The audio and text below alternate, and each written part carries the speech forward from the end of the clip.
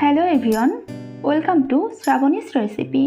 চাল, ডাল আর ডিম দিয়ে একটু ভিন্ন স্বাদের খুবই মজাদার একটা খিচুড়ির রেসিপি শেয়ার করব আজ। খিচুড়িটা বানানোর জন্য এখানে একটা বোলের ভেতর নিয়ে নিচ্ছি 1 কাপ চিনি গুঁড়া পোলাওর চাল, নিচ্ছি হাফ কাপ মুসুরির ডাল। চাল আর ডালটা ভালোভাবে ধুয়ে নেওয়ার পর এর জলটা ভালোভাবে ঝরিয়ে নেব। এদিকে একটা প্যানের ভেতর নিয়ে নিচ্ছি 2 টেবিল চামচ তেল। তেলটা একটু গরম হয়ে গেলে এই তেলের ভেতর 2টো ডিম দিয়ে দিচ্ছি। ওপর থেকে একটু লবণ ছড়িয়ে দিচ্ছি। ডিমটা ছোট ছোট টুকরো করে নিয়ে একটু ভেজে নিচ্ছি। ডিমটা ভেজে নেওয়া হয়ে গিয়েছে, এখন এটা উঠিয়ে অন্য একটা পাত্রে রেখে দিচ্ছি। আবারও এই প্যানের ভেতর নিয়ে নিচ্ছি 4 থেকে 5 টেবিল চামচ তেল। এই তেলের ভেতর একটা তেজপাতা ছিঁড়ে দিয়ে দিচ্ছি।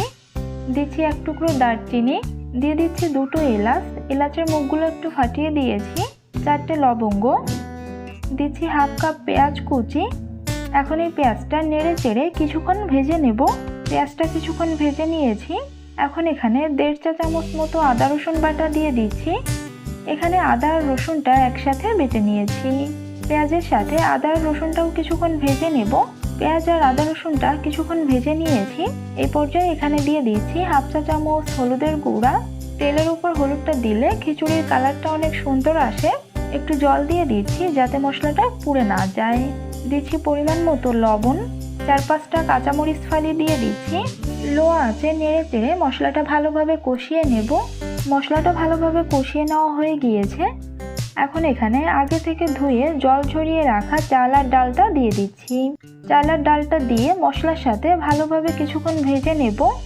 মিডিয়াম আঁচে অনবরত নেড়ে চেড়ে 5-6 মিনিট সময় ধরে চাল আর ডালটা ভেজে নিয়েছি। এই পর্যায়ে এখানে দিয়ে দিচ্ছি গরম জল। চাল আর ডাল মিলিয়ে যতটুকু নেবেন এখানে তার ডাবল জল দিয়ে দেবেন। আমি এখানে 3 কাপ জল দেওয়ার পর আর সামান্য একটু জল বেশি দিয়ে দিচ্ছি। এতে করে খিচুড়িটা একটু মাখা মাখা হবে। তবে আপনারা যদি খিচুড়িটা ঝরঝরে করতে চান তাহলে এখানে বেশি জল দেওয়ার প্রয়োজন নেই। চাল আর ডাল মিলিয়ে যতটুকু নেবেন তার ডাবল জল দিয়ে দিলেই এটা খুব সুন্দর ঝরঝরে হবে। এখন এই সব কিছু একটু ভালোভাবে মিশিয়ে নিচ্ছি। আর খিচুড়িটা এখন এভাবে 5 মিনিট মতো রান্না করে নেব।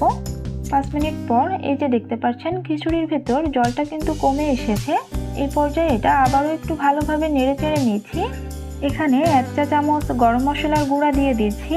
গরম মশলার গুঁড়াটা দিয়ে এটা ভালোভাবে মিশিয়ে নেব। আর এখানে 4টে কাঁচামরিচ দিয়ে দিচ্ছি। এখন এই ঢাকনাটা দিয়ে দিচ্ছি। আর ঢাকনার গায়ে যে ছিদ্রটা আছে সেটা একটা কাগজের সাহায্যে বন্ধ করে দিচ্ছি। এখন এটা একদম লো আঁচে ঢাকনা দিয়ে রান্না করব 10 মিনিট। 10 মিনিট পর ঢাকনাটা সরিয়ে নিচ্ছি। এটা আবারও একবার নেড়ে চেড়ে নেব। এখন এখানে আগে থেকে ভেজে রাখা ডিম দিয়ে খিচুড়ির সাথে একটু ভালোভাবে মিশিয়ে নিচ্ছি। ডিমটা খিচুড়ির সাথে ভালোভাবে মিশিয়ে নিয়েছি। এখন এখানে কিছু ধনিয়া পাতা কুচি দিয়ে দিচ্ছি। লো আছে আবারও এটা 5 মিনিটের জন্য ঢাকনা দিয়ে রেখে দেব। 5 মিনিট পর ঢাকনাটা সরিয়ে নিচ্ছি। এই যে দেখতে পাচ্ছেন খিচুড়িটা কিন্তু একদমই তৈরি হয়ে গিয়েছে। খুব সহজে তৈরি হয়ে গিয়েছে আমাদের আজকের এই খুবই মজাদার খিচুড়ির রেসিপি। এটা খেতে কিন্তু ভীষণই মজা হয়েছিল।